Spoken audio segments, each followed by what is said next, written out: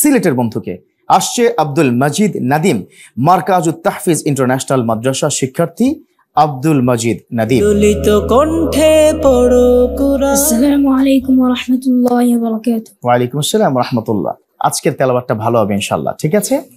দোয়া রইল তোমার জন্য। اقرأ من قول الله تعالى أعوذ بالله من الشيطان الرجيم يا صاحبي السجن أأرباب متفرقون خير أم الله الواحد القهار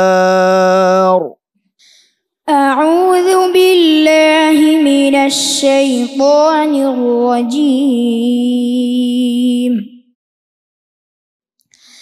بسم الله الرحمن الرحيم.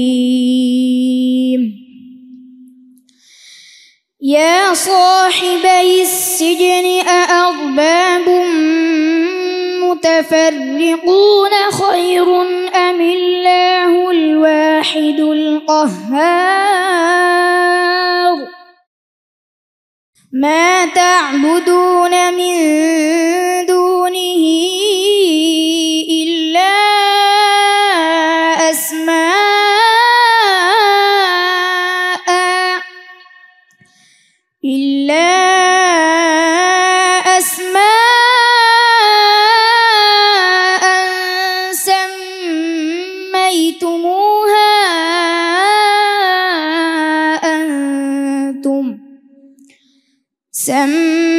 سميتموها أنتم وآباؤكم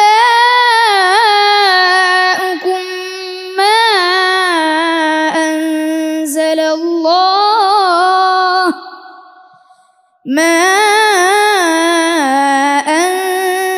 الله بها من سلطان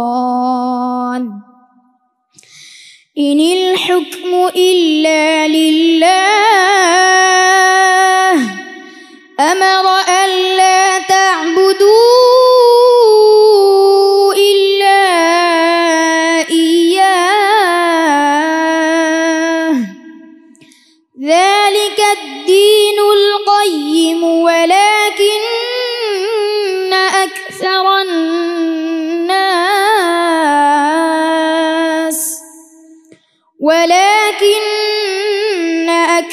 الناس لا يعلمون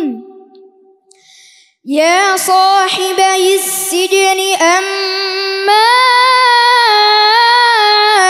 أحدكما فيسقي ربه خمرا وأما الآخر فيصلب فتأكل الطير من رأسه قضي الأمر الذي فيه تستفتيان حسبك صدق الله مولانا العظيم আল্লাহু আকবার কবীরা মাযা আহসান হাযা الصوت আল্লাহু আকবার। অসাধারণ তেলাওয়াত। আপনি তাকে বন্ধ করে দিয়েছেন, যদিও আমার খুব ইচ্ছে ছিল আরো কিছুক্ষণ তেলাওয়াত শুনি, যদিও প্রতিযোগিতার নিয়ম যে, যদি আপনি একটু বলতেন প্লিজ। জি, আমারও শুনতে ইচ্ছে করছিল, কিন্তু প্রতিযোগিতার নিয়ম যেটা সেটা করতে হবে। তেলাওয়াত মাশাআল্লাহ সুন্দর হয়েছে।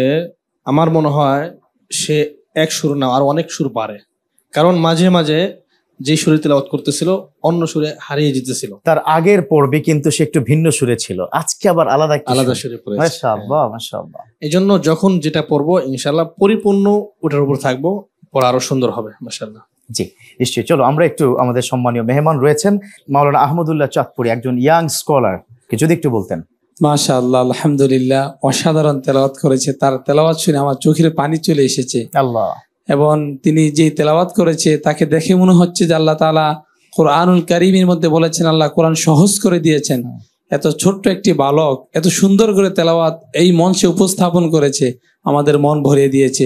দোয়া করি আল্লাহ তাআলা তাকে বিশ্ববিখ্যাত আলেম বানাক। নিশ্চয়ই বন্ধু মজিদ, আশা করি ভালো ফলাফল আসবে, তবে আপাতত ফলাফলের জন্য অপেক্ষা করো। সময়ের সেরা হাফেজ।